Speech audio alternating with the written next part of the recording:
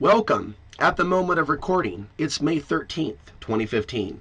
Alex Answer here, coming to you from the southern portion of Colorado, the state that I've been in for a couple of weeks now.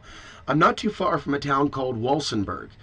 This video is also going to air on cable access. I still enjoy reaching out to the Portland audience, and I have some thoughts that I want to share on Portland since departing. Portland is a place that is inundated with so much focus, so much attention. This is not going away anytime soon. And this is going to affect all these surrounding areas. Vancouver, Washington, Oregon City, Canby, Oregon, Aurora, Oregon, Stevenson, Washington. It's already being affected. First of all, people need to educate themselves as to what is causing the mass migration patterns. What is causing all these people moving to Portland, for example. But what we're seeing in Portland, this microcosm for macrocosm, is what we're seeing in a few other select cities as well. But not all cities are going through this extreme experience of people trying to get somewhere at the same time. But like I said, there's a few other cities, Austin, for example, Boise, for example, and perhaps many other cities that I haven't been to, where there is an influx of people that are abandoning other areas that have become bankrupt or have been deemed undesirable for some reason. And what are those reasons that make some areas undesirable? And what are those reasons that make some areas desirable? Because I do think that there is some sort of a energetic magnetic pull. People seem to be literally be drawn to Portland. There's something on that level which is, I think, beyond everyone's ability to understand. So it's not just social engineering. It's not just pop culture and TV shows like Portlandia.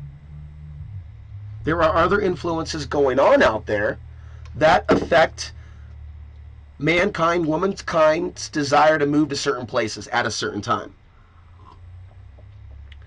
So when you hear me talk about solar flares and their influence over mankind, the trends of war, economic trends, other trends in society, fads, or people are into a certain thing, there's a major influence of the sun over human affairs. I'm not the first person to propose such an idea. It's a very interesting subject. But if you look at what is the Portland impact of the solar flares, what I have seen, well, in addition to the crime, the drugs, the increase in sexual assault stories that I see in the news, the increase in drive-by shootings, the increase in protests. Look at all the protests that go on in Portland when there's more solar flares. I want to help people connect the dots, so we can understand how what's going on above there affects us down here. And in my time in Portland, I have seen such an influence over the stars, in particular the sun, over how people are affected in Portland. Greg Braden wrote an article about magnetic zero running off the coast of the ocean. You think about all the creativity and stuff going on the west coast of the U.S., all the people living on the west coast of the U.S. And of course, we have a lot of people that are living in desert-like climates in California, where there hasn't been adequate supplies of water for some time now. This is not something new, but people are drawn there anyways because of how it feels. It feels a certain way in Portland, does it not? Then when you travel outside of Portland, you go to some of these other areas, way past Penal. I mean, when I traveled through America, I mean, it felt like a major dip down, like, whoa, when I was in that Oregon Trail portion of I-84, around La Grande, and even a few miles before La Grande. There's no accident. There's a few rest stops in that particular area. It's for a reason. You go through that shift in energy, you're like, whoa, there's signs like, hey, if you're drowsy, pull the fuck over. Pull over. And there's a reason people feel drowsy when going down that pass. And me being somewhat sensitive to certain energies, as I've talked about before in other videos, going down a pass, driving an RV, that already feels a little ungrounded because I'm higher up in the air. It is a rush. And there's something very attractive about Portland's energy when people experience it for the first time, because it is so different than other places. The dark side to it, as I mentioned, is the spirit of intoxication. So it draws the junkie, it draws the thief, it It draws the sex freak to a certain degree. It draws the corrupt politician that just sees Portland as a, like Scarface said, this town is a, just waiting to get. And I truly believe that's how Portland is viewed by a great many people, and a great many people that have moved to Portland. I also don't blame people entirely for moving to Portland, even though I've shown a lot of angry emotion in the past. Hey, look at me. I have come to Colorado in search of a better life, and certainly it has been a much better life in the few weeks that I've been here in comparison to what my life was like in Portland the last year in my social experiment of actually talking about being, quote, homeless, end quote, which is not a very positive word to use because this experience has been voluntary. I have chosen not to be anyone's slave to go get the Federal Reserve notes, to subject myself to that type of brain trauma of basically being someone's in the workplace. But it's not like I turned down a lot of job offers. Portland is not a place that is rich in jobs of quality. And the other term that I've been using for years is service industrial complex, another industry that I have a lot of experience in. Bussing tables, working at restaurants, working at grocery stores. That was enough. And a few retail experiences, Stockboy related things, Nordstrom's, Williams Sonoma, other places that I've never really mentioned on air. I worked at an ice cream parlor. Have I ever talked about that during the 9/11 time period? I remember what it was like when the mall was shut down. And then my awakening slowly began on deeper subjects that led me towards the year 2004. Started the TV show, worked many years at a restaurant just to make ends meet. But as things progressed, I knew that I would have to find my way in this world without being someone's special employee. Without being in a situation where I'm resented for who I am, the things that I speak about, because I burst people's bubbles. So people like me that do what I do, that go on Access TV, that launch websites, that talk about things of a specific controversial nature, it's natural for us to not fit into society very well, and there are very few examples of people that do what I do, or even bring up certain issues, fitting in very well to society. And in terms of fitting into society in general, people that are well adjusted to sick society, I don't trust very far at this point. One thing that I could say about Portland, what I've seen a lot of so-called progressive people, loving people, heartfelt people changing after 2008, 2009, and 2010. I think we have seen a shift in consciousness on this planet. I don't think it's for the better, and I think there's a lot of different factors for that, some that are known, some that are unknown. On the category of those that are known, when you have an environment that's inundated with greedy people, with smart meters, with ELF pollution, with cell phone towers, with all these people that are, into their devices, that are in this matrix, you're going to have a shift of energy, all right, and it's not going to be for the more heartfelt.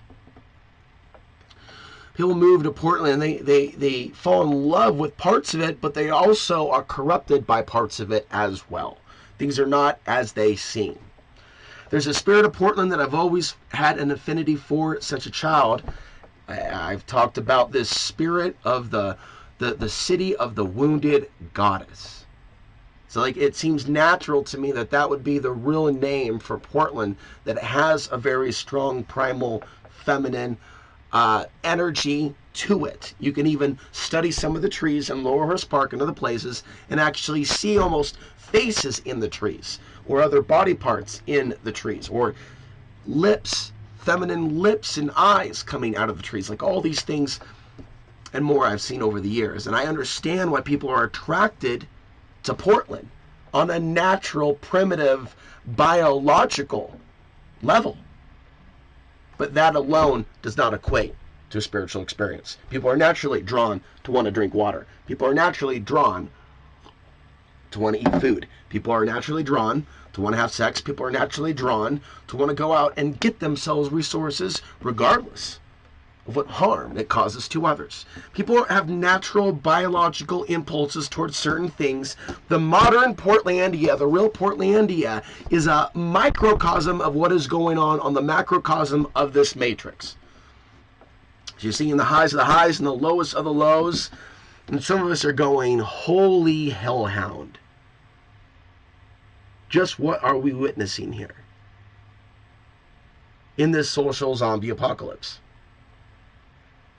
Where nihilism and satanic ideology, I didn't say devil worship, but selfishness as a primary way of going through life, self-worship, manipulation, those satanic attributes, not devil worship, because it really isn't about that. And real Satanists know this. So Portland's changing, and the consciousness of the people of Portland has been in a state of change. I have witnessed it, others. And there are many people of higher than average. There are people that I would say that out of a desire to save their own hearts have left the city a long time ago. Because I believe a lot of people have stayed in the city and have continued their own ways, maintained the blinders over their eyes on what's going on around them and what could be coming. It has infected them in such a great way that they don't even seem like the people that I used to know a couple of years ago.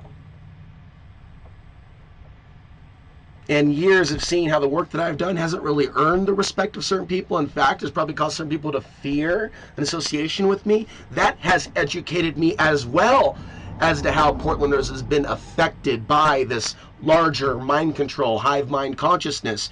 You are not any different, but I've lived in a city that's told me all these years that you were different. Superstars. Know that what's unique and different is the way the energy feels there because of where it is on the planet. But as a result, it draws different humans. Some of them I would call parasites.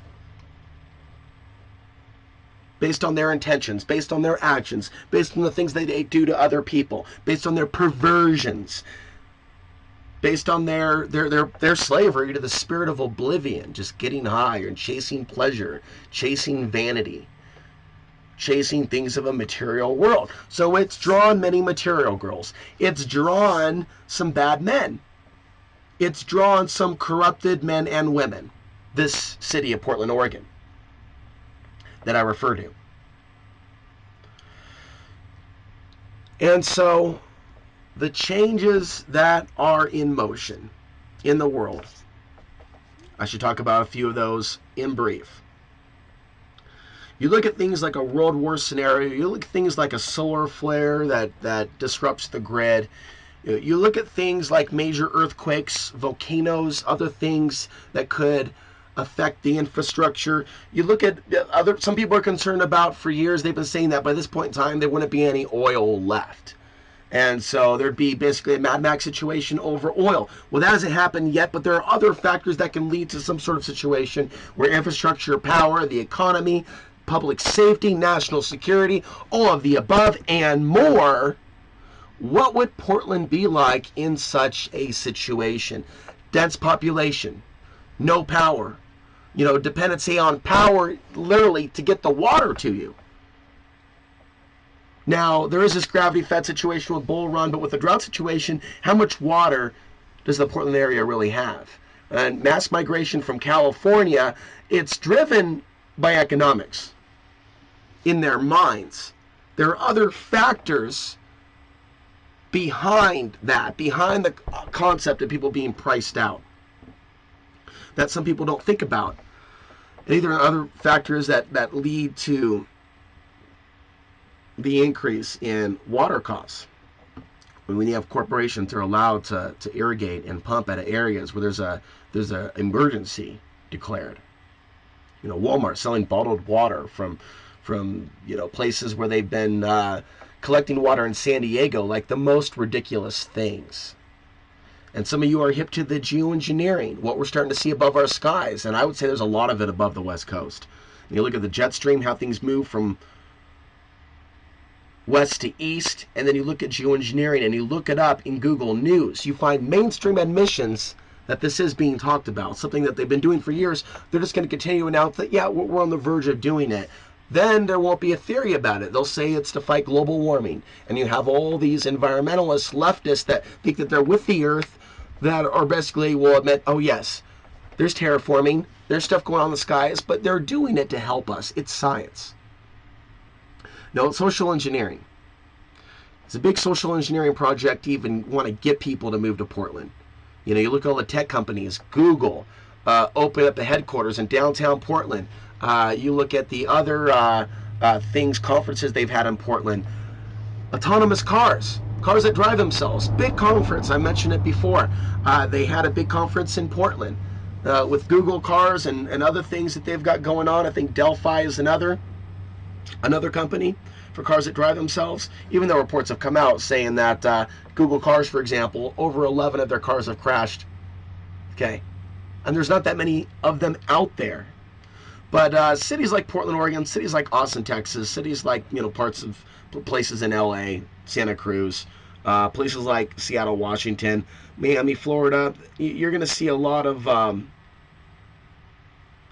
this Silicon Valley, not to mention them, the unraveling of these cities where you have populations that are so embedded with technology, that are on the transhumanistic wave, more so than people in other parts of America, where these cities are becoming like dwellings for all this testing, all this mind control, and you also see the divide between man and woman, something I'm not getting into in this video. I've talked about it great length in the past. All of this is related to society being placed in this technological box, being taken away from our true masculine selves and feminine selves, taken away from family, put into a machine, told to work for something we won't even own. You're going to have society change into a degenerate society. More drugs, more alcohol, more perversion. You look at Portland, Oregon today. You look at the death of family today. You look at the issues going on with women today. You look at the issues going on with men today, and start to understand what's going on. Humanity is under attack. Humanity is, in a way, at war with itself. You may see man versus woman. You may see black versus black, white, black versus black, black versus white, Hispanic. You may see all these different things. It's really consciousness at war with itself. And I encourage people to not participate in any illusions of separation. To understand the oneness concept and principle, to connect with that, to be in a state of meditative peace and calmness, regardless of the winds of chaos around us, to ask for protection from the evil in our world. And I prayed in Portland to be released from that evil place. I was hurt by Portlanders. I was completely discarded by Portlanders in my time there, and I begged for the most basic of help while I was in Portland, for either work or a place to park my vehicle, which I was living in. Completely ignored. And I knew it was happening deliberately because in the past when I did a show, there were people responding. There were people calling in. And I realized it was then where I was just talking about the New World Order and supposed conspiracy theories. Even if I stand by everything that I've covered, now I've talked more about relationships. I talk about personal responsibility. I talk more about consciousness. In my opinion, I talk about more of what's really going on, why it's really going on, and that solutions are more about why we're really here in this matrix, why we're really here in Portland. And I'm speaking more about the solar influence over human consciousness. And my future forecast is more focused on trying to help people see that what you're seeing now in the news between China and the United States and Russia, for years I've said, is all part of the stage-managed World War III paradigm plot. A manufactured War of the World scenario. And I'm on record, and many of you know that, since 2007 or 8. And I feel there is something important about warning people about what's coming, encouraging them to not be so arrogant, you know, and assume that you're in some perfect place. Oh, the UN told you Portland and Oregon would be some beautiful place to go to when the the man-made climate change kicks in. And people start to find out, no, there's no escape from this drought issue. There are places in Oregon that are very much affected. So I see Portland as like a organic, semi-green Babylon with people from other places in Babylon running into it, and not really a general consensus awareness from the people in Portland that there's an ongoing invasion process taking place. And people that may have been involved in the pricing out process may find themselves priced out because they're only thinking in short steps. At least it's not New York, at least it's not LA. Expensive there, not expensive there, let's just go there. So at some point, a lot of you are going to be looking for the back door. But will you then be waking up to the greater reality of what's going on with all these human beings, all these Americans in the current refugee experience, and why it's happening, why the economy is melting down, or why people are losing their jobs, where that banker bailout money went, what's going to happen next with no more quantitative easing programs working the way that they used to. Quantitative easing, QE3, QE4, Federal Reserve stimulus plans, zero interest rates, technical stuff, you know, boring economic talk. It's all real, it's all on the table, but it's so much far worse than it ever was. But they just keep digging the hole deeper and deeper and deeper as China allows the United States to borrow more money, yet they build up bigger weapons against each other. Portland's only 60 miles out from the ocean. You understand this, correct? You understand that Portland is kind of at ground zero, if you will, of something in the future due to its proximity. And the next major earthquake or major event, its impact at some point in the future, which will be holding a much larger human population. A human population that a lot of you women out there don't completely trust. When you see the stories that appear in the news, the sexual assaults again, but people don't connect the dots. Is there an evil about this place? What is it in our past? What is it in our future? Why do people have such issues in Portland? Why does it seem there's so many crazy, unhinged people in Portland? See, I wish there was a way I can help you understand. This is not some ordinary picket white fence, progressive, potential utopian place. It's a very interesting place in the matrix, energy-wise. The matrix, this planet Earth, in this country called the United States, or United States of America, the corporation, in this incorporated state of Oregon. It is a very interesting place energetically that has a lot of invasion, rape energy in its history. First of nature, but also amongst the population. And the energy has drawn certain people here that have built up their governments, built up their little playhouses, built up their little streets of pleasure. But behind that whole mask, that whole like Buddha statue and whole like front of spiritualism and all the New Age BS, there's a dark spirit of greed, lust, and oblivion that runs this city and draws people like it to it.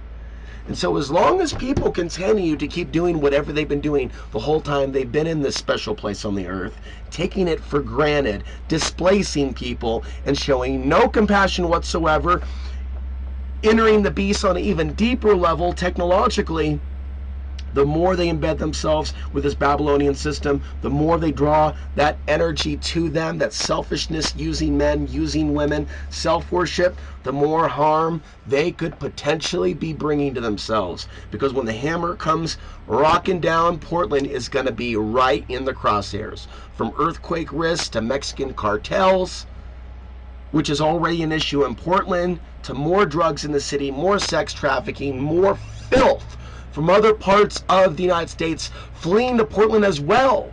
So you have homeless, you have people that are taking what money they have left fleeing to Portland. You have people that know about Portland's dark side, underbelly past, and potential for growth of their own pockets to set up shop in Portland. Hey, at least it's not LA. Hey, at least it's not New York.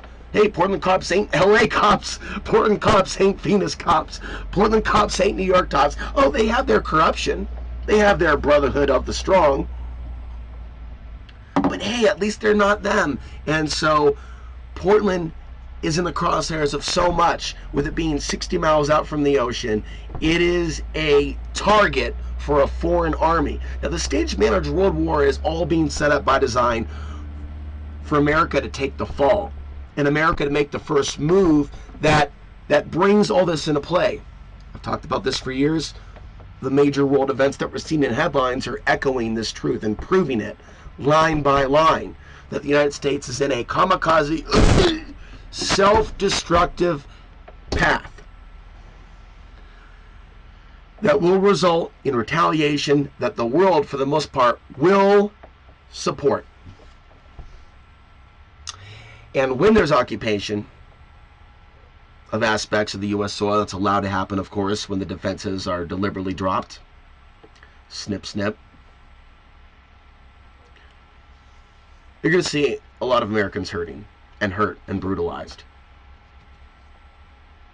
I don't think everything in this planet's about karma. I think sometimes bad things happen to good people to get us to wake up. But I think in certain circumstances, it absolutely is karma. And things can come back to haunt us. We can also be blessed. We can also be blessed. We can be rescued. We can have divine intervention. We can have synchronicities take place where we see signs. When we seek to have an awakening and go beyond ourselves that are mind controlled by society and susceptible to influence, when we go higher and we seek to understand what's going on, and we seek to have peace in our life, and we seek to not harm others, and we seek to help others and shine the light on the truth, because we know that by helping others, we help ourselves. We can escape that selfish paradigm. We can escape that selfish worldview. We can escape. We can give ourselves a sense of insurance. People talk about insurance. Get car insurance. Get life insurance. Get housing insurance. How about getting insurance for our soul? Okay, we want to ensure that we move forward in this car that we're driving, in this, and let's just call the car our soul and forget the flesh completely, okay? Because the soul can't be broken. It may seem that people are selling their soul to the devil. They're just leasing their soul. They don't have the right. I said this years ago, not in recent years though. Maybe we don't even have the right to sell our soul to the devil. That's all illusion, but people certainly lease it out. People certainly play host to other energies. But that soul, that eternal soul, they don't have the right to just sell it away to this demiurge, to this shaitan, to this evil system. People need to start reclaiming their own power. People need to start reclaiming their own inquisitive nature, to want to know how things operate, to really want to know what's going on beyond those stars up there, to really want to know what's going on behind the New World Order, behind that evil system, at the top of the pyramid, to understand what is beyond the Eye of Sauron, and why we're in a position looking up at it and becoming aware of it on a planet where the majority of the people around us are worshiping that Eye of Sauron. We ask these questions. What are we doing here? Because there is purpose behind it. There is purpose behind botanical growth, the way trees grow, the way mountains form. There is a purpose. There is a cause and effect. None of it is accidental. And there is a purpose why we're in this matrix. And a huge step is coming to this awareness to begin with. As long as someone's in a nihilistic worldview where nothing matters, where there is no cause and effect, and everything is random, and you can just blame things on a few white bankers, a 1%, you can just blame it on this one part where they want you to blame it on the fake front of what they are. That way, no one takes accountability for their own actions. No man wants to know what it means to be a real man, to be a man on the earth. To control populations, that's what they want, to where women don't even wonder what it means to be a real woman, to really hold a baby, or to really care for a man, or to really want to see the tribe protected, to really want to see other women protected from all the evil going on, to not be so traumatized and blunted by the things taking place today that they forget to care. And that's what's happened. That's what's happened to some of you, and I'm trying to help you. I'm trying to help you pull out of this trance that you have been traumatized, and you have been blunted, and you have been assaulted on multiple fronts. And the last thing I want you to do is start becoming a victim. Like, oh, I'm a victim. Look at all these things, because that's how they come in and go. Look how we've assaulted you. Look how we've controlled you. You can't go off grid. You can't leave your slave job. We will find you, we will track you, and we will execute you, and we will rape you. Maybe not in that order, if you get out of line. And so there are ways that they have worked to capture some of you that have already awoken to the fact that there's corruption. They've caught some of you, and they've tripped some of you on the other level of the warning of the gun in the mouth situation. Threatening someone's children. Threatening in a primitive way, like we are back in the Dark Ages, Weakened peasant villagers eating rotten potatoes, fearing the knights coming over the hill. And that image has been burnt into our consciousness through our genetic code and ancestry. There is a history within all of our DNA that involves raping and being raped and invading and being invaded, this sea of biology that's just seething within us. The question is, are you being controlled? Are you being controlled by that genetic coding? Or are you in control of your own consciousness, of your own body, or your own spirit? This is not something that you have to think very long or very hard about. Are you in control, or is your body in control of you?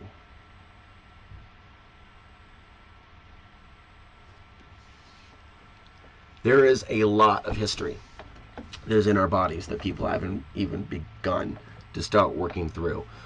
But in these energy changes that we're going through with the sun's part in it and others, there is something about evolution that all this is about and leading towards.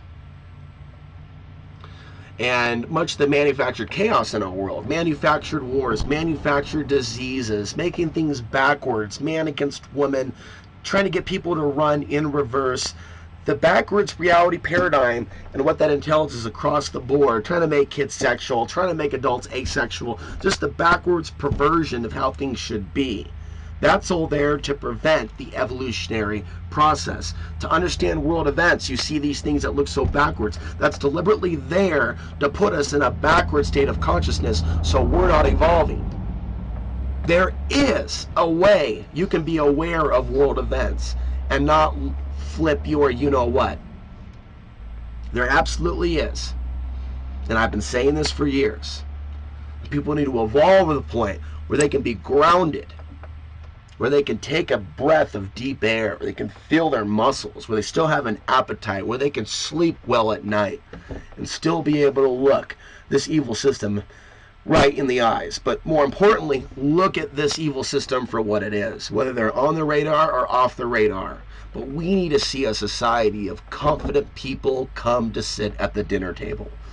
Okay, and we need to see a regression of the weak-minded society that is under a spell. So many spells people are under. For example, some people are under a spell that they can never leave Portland, or they can never leave LA, or they can never leave this modern cesspool that's masquerading as something sexual and conscious and progressive, when in reality it's another dense population center, another human being contributing to this larger reality, identifying themselves with, the image of a city and this type of nonsense, all to replace that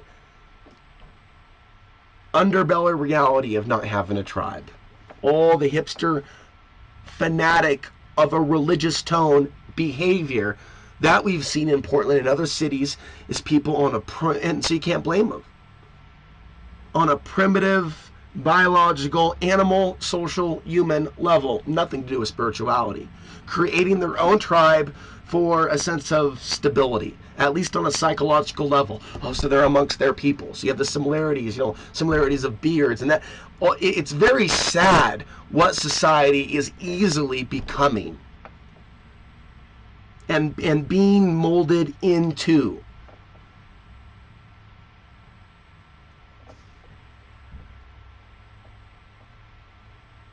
And taking my own advice, observing that sadness, observing it, stepping back from it, and being aware that there's a larger picture. But human's nature, mankind's nature, is to be easily programmable. And the genders have been programmed to be at war with each other and to believe that is the whole holy grail, in a way, is to be a warrior in this fight. It has become the holy grail for many women in Portland today. The holy grail is this war between us, this sense of defensiveness and fear. It's like that's all that matters. And their own personal gratification from what they can get in any way, shape, or form from their environment that has been perverted on many levels, spiritually, physically, socially, on down the list, environmentally. How about that story about Beaverton looking in the Willamette River for its water supply? They put it in the water. There's something in the water. In the water. The years and years of abuse, assault, the pollution of the Willamette River. And all these people like literally doing the kumbaya, like doing the twerk, like doing the bump and grind, thinking that they're so progressive. I'm too sexy. I'm too sexy for this river, as they poop in the river. Or at least they have a city set up for years down the line that's polluted the river, polluted the waters. Hence the term polluted the waters.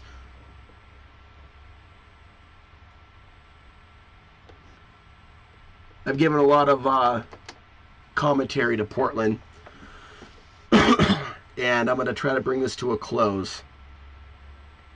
But from the water to the geoengineering, to the dense population living, to the Babylonian programming of many people that have moved into Portland, Oregon, to the fact that you have basically mankind in flight, and white flight mostly, being America's whitest city.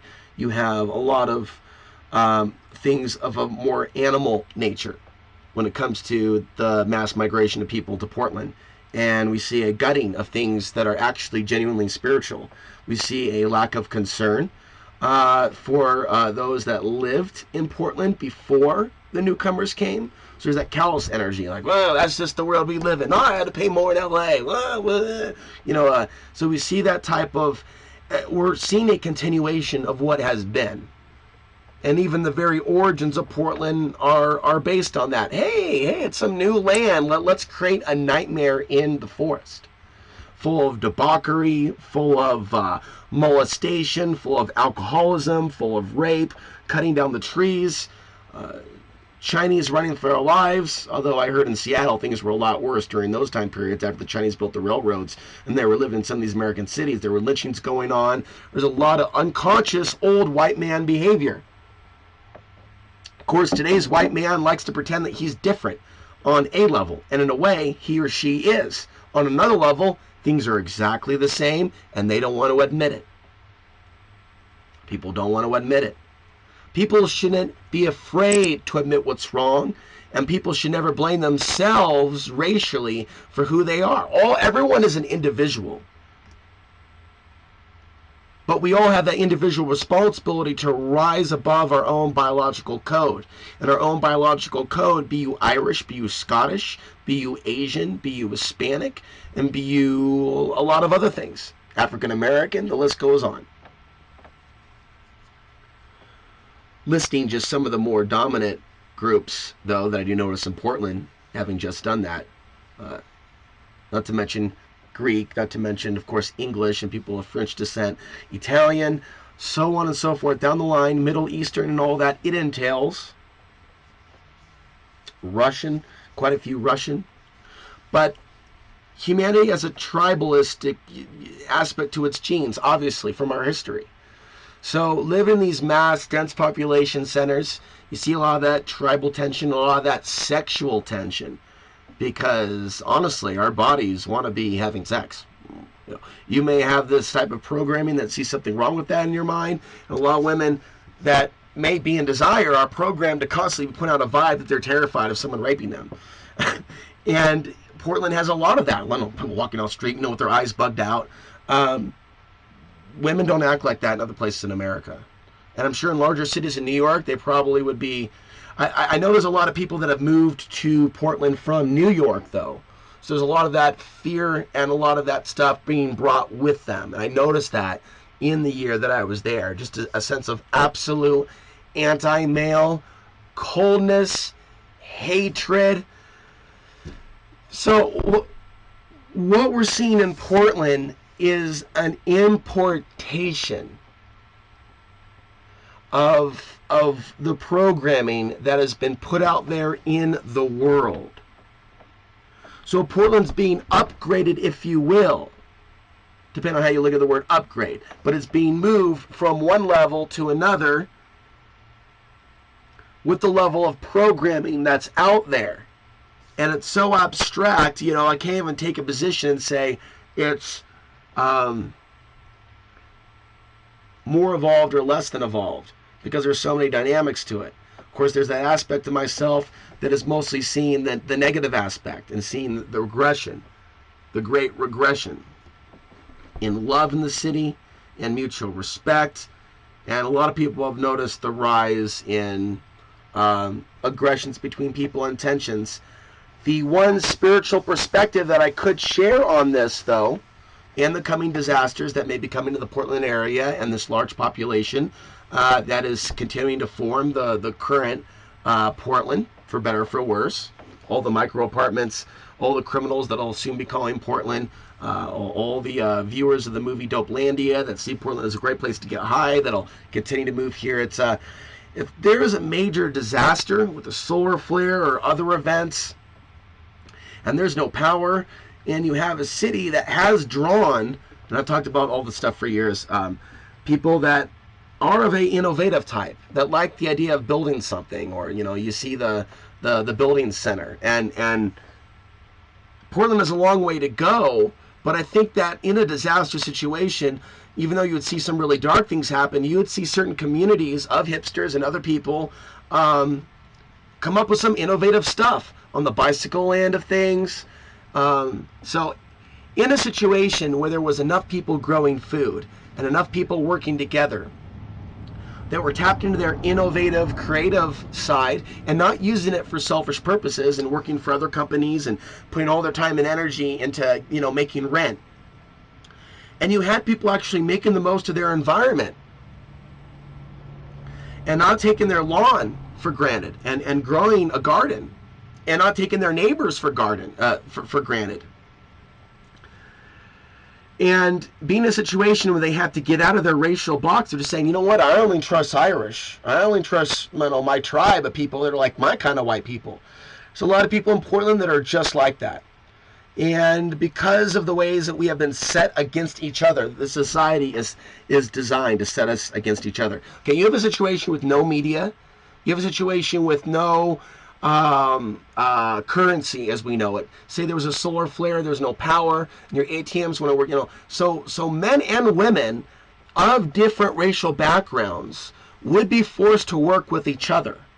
And men would all of a sudden be more valuable in a society without cell phones, in a society without, you know, a bunch of people with walkie-talkies, because men are protectors. We've been portrayed as predators to most women, and with pop culture and with the news and with a lot of women now live in a society where the cell phone is their daddy. Their cell phone is their lifeline to protection. A lot of men are seen only in one way, and a lot of men are programmed. They talked about how men are programmed by the society to not actually be men. If you look at how people treat people like me that actually present different ideas, and talking about my story in Portland, being homeless for a year, and the entire audience basically not even considering emailing me, that told me enough about where Portland's consciousness actually is. It's so far in the toilet, it's scary to think about future events and what's going to happen to some of you. That is not a sign of a conscious city. When you've got the amount of sex trafficking going on, and you have people that aren't even doing anything about it, the amount of openness that people have towards the satanic symbolism, evil, self-worship, the type of women that Portland is drawn to it from these major cities that are all about playing the game and basically milking the system, this state system, for all it's got. I'm telling you what, when the lights go out in the solar flare scenario, you're going to have a lot of that human trafficking going on, but there's a lot of potential for people that are good, that still have goodness in them, that are Portlanders, to create a defense militia that will protect women, protect communities, protect streets from people that plan to roll in and take kids and take women. Because these things, I felt for years, are coming to this Portland. That's like Scarface, many other people have seen as this town with its legs wide open waiting to get screwed. And the league's wide open aspect are all those people that worship Obama, that worship Bush, that are Democrat, Republican, that are only concerned with their own pleasures. You know, just gay rights, or just this, or being afraid of men, and some of these dark feminist groups that are neo-feminist groups that have nothing to do with feminine liberation or the sacred feminine, and everything to do with hate and anger and gender war and division. Okay, so everybody caught up in this negative BS is drawing bad karma to them. And Portland is like this testing center, this energy harvesting center, this socially engineered center where there's a lot of people there, but not enough land to grow food. In a climate and a day and age where the governments of the world are getting ready together in this coordinated conspiracy to stage World War III, as we see geoengineering and mass migration of humans, not only caused by biological impulses caused by the sun and other things to move, but literally being forced to move from major cities into cities like Portland, while native Portlanders are pushed out. So this animalistic musical chairs is taking place now and around you, and in some cases within you. It's important that people understand what is happening in our world. And it's important that people get out of a situation where they are being controlled by world events. And they're just up and moving where they think they need to move, or they're staying where they need to stay, or staying in the same paradigm or mindsets or selfishness, still not caring about other people, still not connecting the dots, still not moving beyond the mentality of idiocracy and actually realizing why there's massive growth to Portland. I mean, there's a lot of stupid Portlanders that I've seen that do not understand there's a drought in California, that do not understand that we are not out of the recession, that do not understand there's something called white flight, where you have groups of concerned white Americans that are seeing aspects of other society that are being turned against them in the plan for the stage-managed civil unrest paradigm, racial conflict, civil unrest in America, people versus police, whites versus blacks, men versus women. There's a lot of that programming going on now, and people are fleeing certain areas where they're not feeling safe. Simply running from your problems isn't going to make the issue go away. And I remind myself of that every day, that I want to, succumb to a utopian idea that, I can escape from all the problems in Colorado, and not have to deal with some of that stuff. But I do. I just deal with far less of it. And as I wrap things up here, I have a long way to go. But for me, just getting out of a situation or a city in Portland where I felt so alone, where I felt so desperate, where I felt like everything that I said on Access TV was literally like talking to the wind. And even if there is an audience, my God, what a silent audience. You get the award for the most silent audience in all known Earth history. If there's even anyone even watching this at this very second. But I'm grateful to God. I am grateful to the Creator that brought me into this world. That I am out of what I feel is a very dangerous place in the future, called Portland, Oregon, the city of the wounded goddess. And I feel a responsibility to share with you what my concerns are and why. And remind you that you have free will. You have a choice in this. You can become more intelligent if you're not already. You can become more aware of certain things. You can grow a larger heart without being hurt in return by the evil of this world. Because the evil of this world has shut down some of your hearts, because I've witnessed it firsthand, because I used to know some of you and I've seen what's changed in some of you. And I've seen how the very things that I've said on this channel and done in my life have actually turned some of you against me. It's starting to rain here in the southern portion of Colorado. We're going to see where the rest of my adventure continues. I'm going to keep you updated with fresh videos next week. My YouTube channel is youtube.com/AlexAnswery. I've also launched another website. It's called thedailymatrix.com. And I also post news to amtvmedia.com as well, and alexanswery.tv in the next month or so is going to be updated. And before the end of the year, I'm going to have another couple of websites launched, and when they're launched and ready, I'll let you know about them. So until next week, when I'm back with another show, I'm Alex Hanser, reminding you that the path to the ultimate truth and place of power and knowledge and wisdom still lies within. Take care.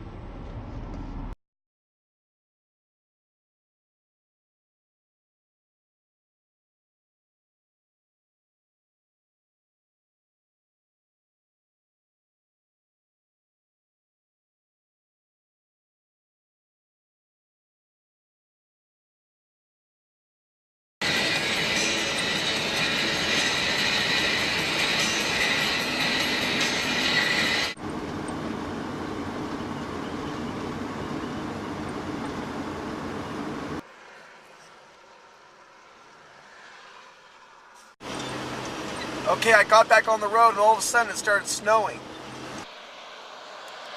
I'm hours from Colorado.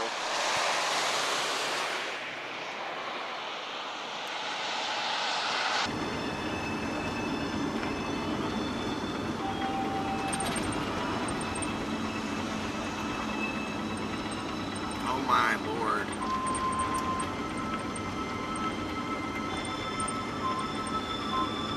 What kind of a place is this?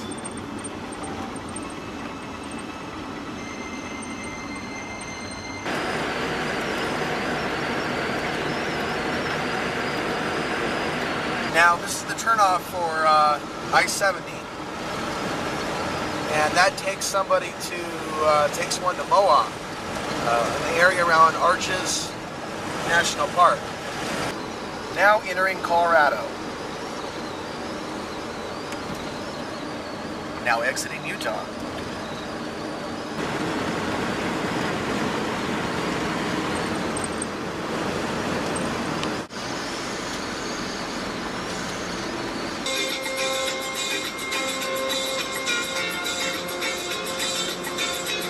Okay, so we are in Grand Junction.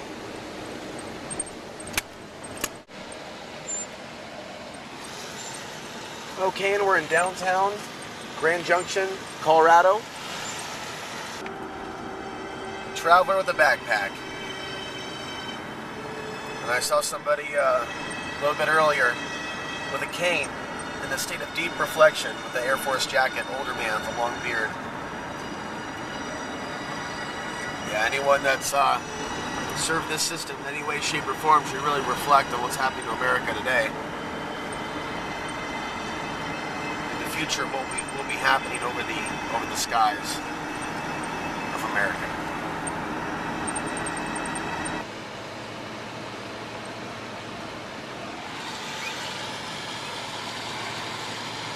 I mean, I wasn't expecting my motorhome to have to climb Mount Everest, or not Mount Everest, but in Colorado. Oh my gosh. Okay, well look at that. We're home 30 miles an hour, so my alternator is not failing. This is an elevation thing. Okay, going about 25 miles an hour. Starting to see more snow. It's foggier. There's a body of water down there. Going down in elevation again. Yeah.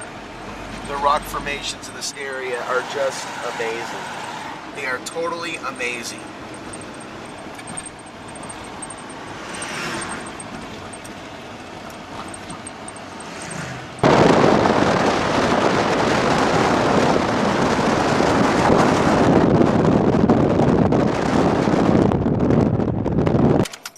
Found a great place to stop, and I'm going to hang out here for a few minutes. Hopefully the rain will pass. Definitely worlds away from Portland, Oregon, where in the news, martial arts studio owner kills himself in jail. He was accused of sodomizing a child,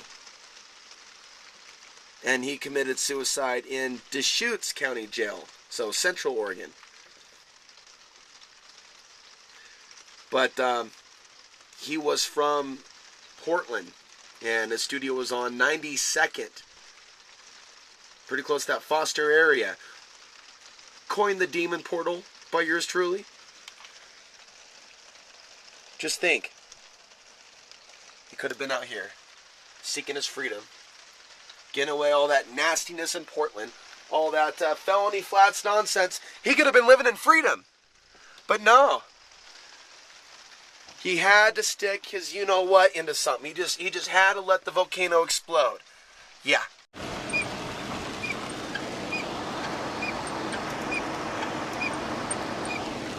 The Blue Mesa Reservoir. These are real slow roads. This is some serious take your time, don't be in a rush to get anywhere road territory.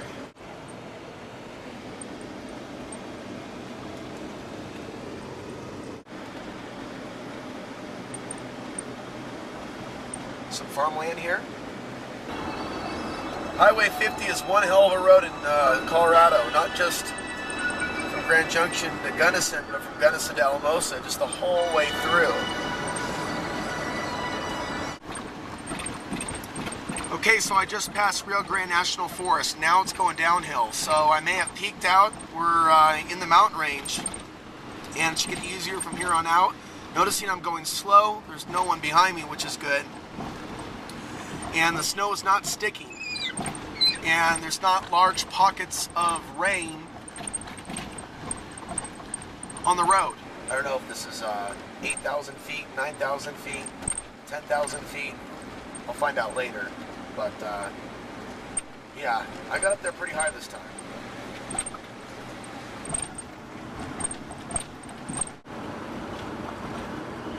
This trip through the mountains just seems to keep going on and on and on.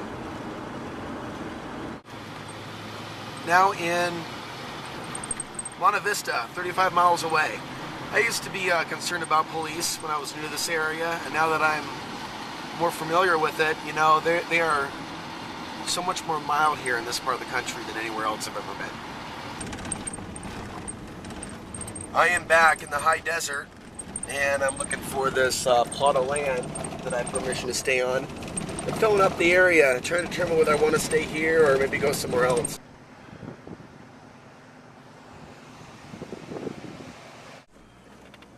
Over here we have antelope running.